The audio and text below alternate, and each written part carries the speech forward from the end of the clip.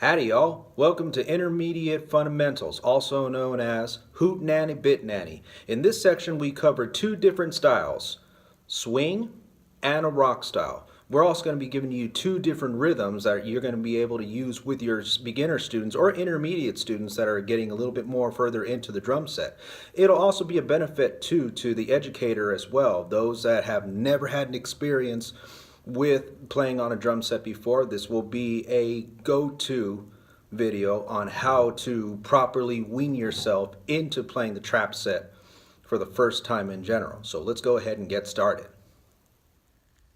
We have our snare drum, followed by our two high toms, or in this case sometimes the beginner student will probably want to use only the left tom instead of the right. In this case, we go ahead and introduce both the left and the right tom. And of course, we have our lower tom, which gives a much more deeper sound, which helps us get right back into count one. We then have our bass drum, which is always going to be set on counts 1 and 3 in most occasions. And our cymbals. We have here one crash cymbal to my left, another crash cymbal that's closer to the other high tom. We have a ride cymbal, which is specifically going to be used for swing tunes in jazz. And we have, last but not least, our hi-hat cymbal, which will be used on occasions with the snare drum on counts 2 and 4 for most of our swing tunes and rock tunes as well. Further in depth coming up. So now let's see if we can take that rhythm and put it together just strictly on the ride cymbal first. So in this case, the ride cymbal has two unique sounds to it. When you play it right on the actual outer area outside of the dome, you get a much more louder sound. When you play it right on the dome, it still kind of wants to sustain at times, but it's a little bit more confined. Not as loud as it is when you do it outside.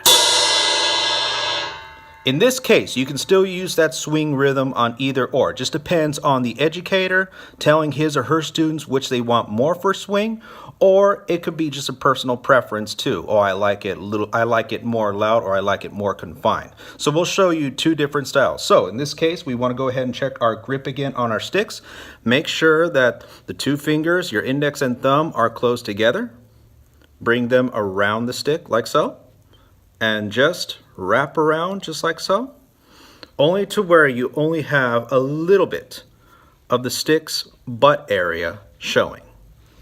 And then you just try it on both. So that rhythm was 1-a-2, 1-a-2, or chicken bones, chicken bones.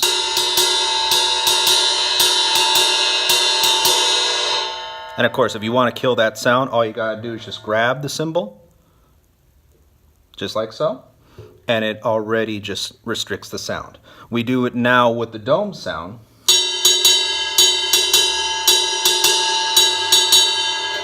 And you can even do it back and forth and just ask your teacher, or even in your personal preference, which do you prefer better? Going back and forth now from the outer rim to the inside of the dome,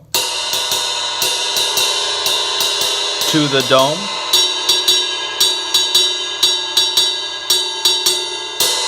back to the outer rim, and back to the dome.